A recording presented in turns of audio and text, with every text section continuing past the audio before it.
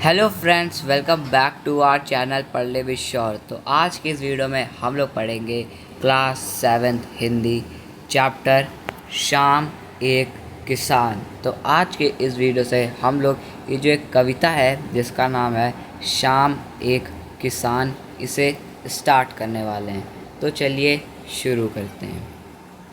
आकाश का साफा बांध कर सूरज की चिलम खींचता है, बैठा है पहाड़ घुटनों पर पड़ी है नदी चादर सी, पास ही दहक रही है पलाश के जंगल की अंगीठी, अंधकार दूर पूर्व में सिमटा बैठा है भेड़ों के गल्ले सा। अचानक बोला मोर जैसे किसी ने आवाज़ दी, सुनते हो? चिलम औंधी धुआं उठा, सूरज डूबा अंधेरा छा गया। तो फ्रेंड्स, ये जो हमारी कविता है इसके जो कवि हैं वो हैं सर्वेश्वर दयाल सक्सेना। तो फ्रेंड्स, अब हम लोग ये जो हमारी कविता है इसका जो अर्थ है उसे एक बार समझ लेते हैं।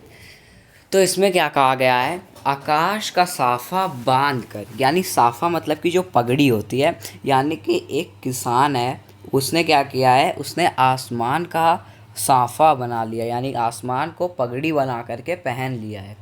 सूरज की चिलम खींचता है, यानी कि सूरज से जो गर्मी निकल रही है उसको अपनी तरफ खींच रहा है।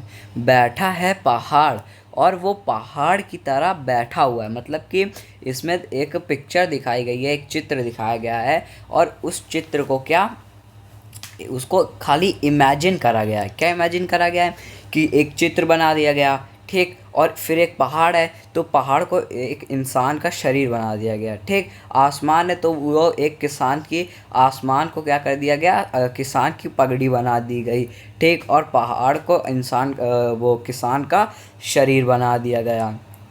घुटनों पर पड़ी है नदी चादर सी, यानी कि ये किसान है हमारा, इसके घुटनों में ऐसी जो नदी है वो चादर सी पड़ी हुई है। कैसे चादर सी पड़ी हुई है? उसकी जो नदी है वो चादर से इसलिए पड़ी हुई है क्योंकि पहाड़ से नदी निकल रही है, ठीक है, और ये जो दूसरे वाले पहाड़ से निकल रही है नदी, ठीक है। तो ये जो दूसरा वाला पहाड़ है ये इसके ऐसे शेप का है जैसे किसान का घुटना है, ठीक है। तो यहाँ से क्या ये नदी निकल रही, तो कहा गया है चादर सी पड़ी है नदी, ठीक।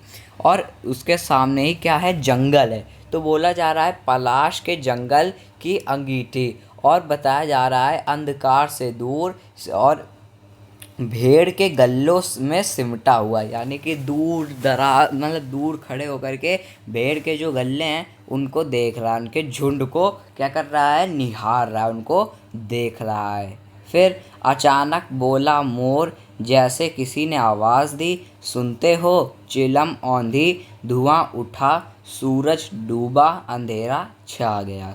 फिर क्या है कि वहाँ पर एक मोर था, मोर ने अचानक से बोला किसान को कि अरे सुनते हो? तो किसान ने इधर देखा और कहा कहीं से आवाज़ आई। फिर क्या हुआ कि जो चिलम थी वो औंधी, और उसके बाद क्या धुआं उठा, और फिर जो अंधेरा था वो छा गया। तो फ्रेंड्स, ये जो हमारी कविता थी ये तो कंप्लीट हो चुकी है। इस कविता के जो अर्थ था वो भी हम लोगों ने अच्छी तरीके से समझ लिया है।